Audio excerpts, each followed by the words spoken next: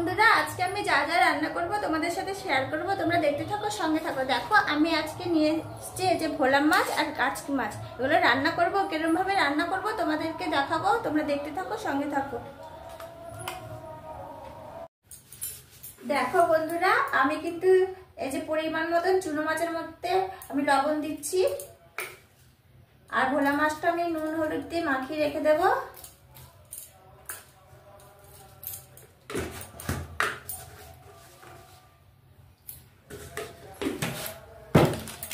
এখানে দিচ্ছি হলুদের গুঁড়ি পরিমাণ মতন,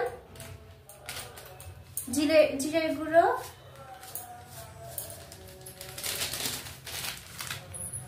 এখানে আছে রসুন কুচি, আদা কুচি, পেঁয়াজ কুচি, লঙ্কা কুচি, সব আমি ঢেলে দিলাম।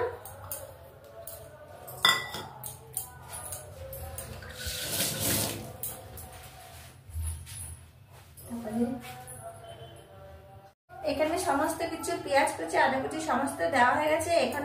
এখন এখানে আমি সর্ষের তেল দিয়ে দেবো। দেখো পরিমাণ মতন আমি সর্ষের তেল দিয়ে দিলাম।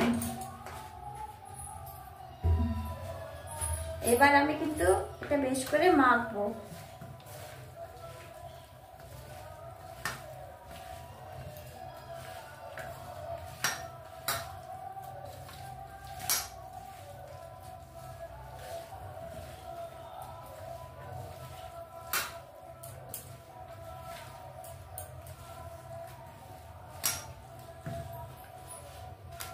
আর আমি এখানে হলুদের গুঁড়ি দিয়ে দিলাম ভোলা মাছের মধ্যে, নুন হলুদ দিয়ে মাখিয়ে রাখলাম। আমি এক এক করে আমি রান্না করব, তোমরা সঙ্গে থাকো, দেখতে থাকো।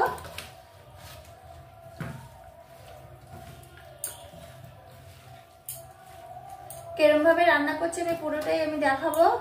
তোমরাও বাড়িতে রান্না করে খেও, দেখবে ভালোই লাগবে, খারাপ লাগবে না। আমি শর্টকাটেই রান্না করছি। দেখো বন্ধুরা, আমার কিন্তু আলুটা কালো জিরে সম্বার দিয়ে এই আলুটা কিন্তু লাল লাল করে ভাজা হয়ে গেছে। এবার আমি এই চুনো মাছটা আমি দিয়ে দেব।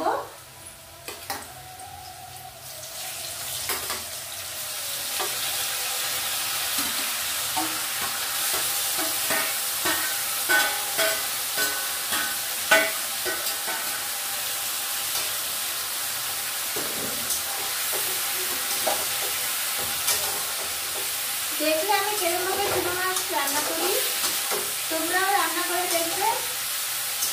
এরকম ভাবে রান্না করে খেলে পরে টেস্ট লাগে, আবার উপকারও আছে, অনেক উপকার আছে এরকম ভাবে রান্না করে খেলে। অনেকেই ভাবে যেন এই ছাকা তেলে ভেজে রান্না করলে মানে বেশি ভালো লাগে, ওটা হয়তো বেশি ভালো লাগে, কিন্তু এরকম ভাবে রান্না করে খেলেও কম ভালো লাগে না, এটাও বেশি ভালো লাগে। আর প্রচুর পরিমাণে ভিটামিন আছে এরকম ভাবে খেলে পরে। এই চুনো মাছ এরকম ভাবে রান্না করে খেলে পরে চোখের জ্যোতি বাড়ে, অনেক মানে উপকার হয়। এরকম ভাবে খেয়ে দেখতে বন্ধুরা, খেতেও ভালো লাগবে আর অনেক উপকার আছে। এই চুনো মাছে অনেক পুষ্টি আছে।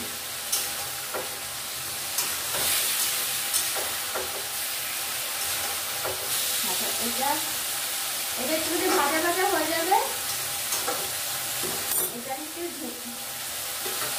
এটা ভাজা ভাজা হয়ে গেলে আমি কিন্তু একটু জল দিয়ে ঢেকে দেবো।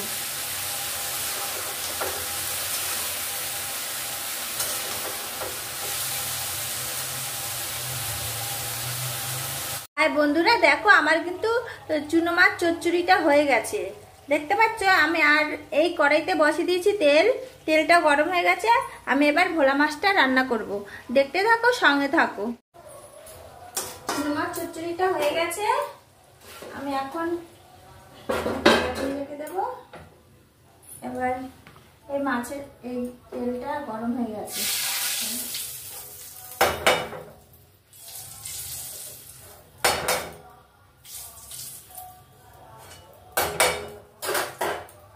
আমি দেখো এই ভোলা মাছটা দিয়ে দিচ্ছি।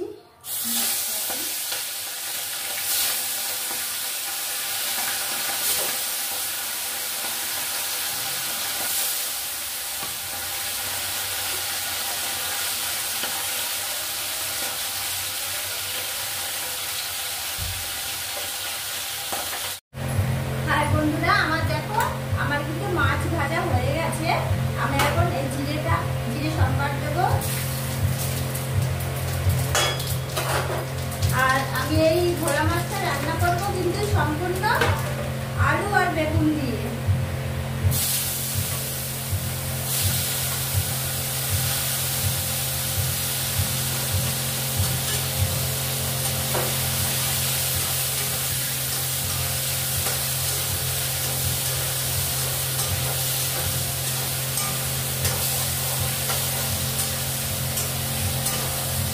এটা একটু ভাজা ভাজা একটু হয়ে এসছে। এখন আমি এখানে কিন্তু মশলাটা দিয়ে কষাবো। এই মশলাটা করা হয়ে গেছে, আমি এই মশলাটা দিয়ে কষাবো।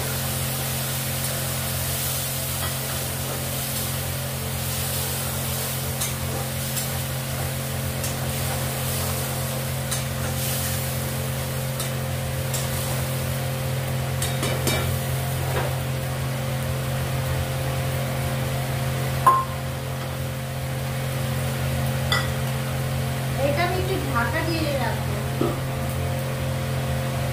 ভোলা মাছটা এরকম করে একটু টেস্ট হয়। দেখতে থাকো, সঙ্গে থাকো।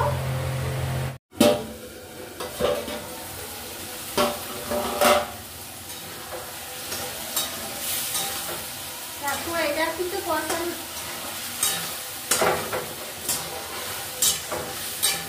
কষানোটা কিন্তু একটু হয়ে এসছে।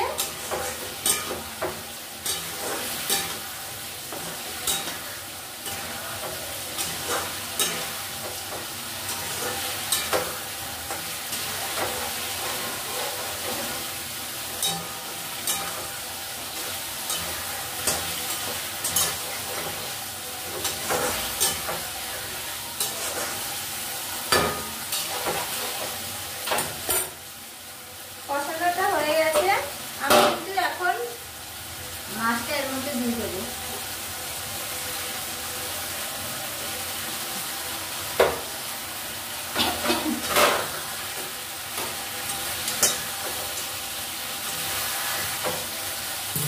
একটু জল দিয়ে দেবো।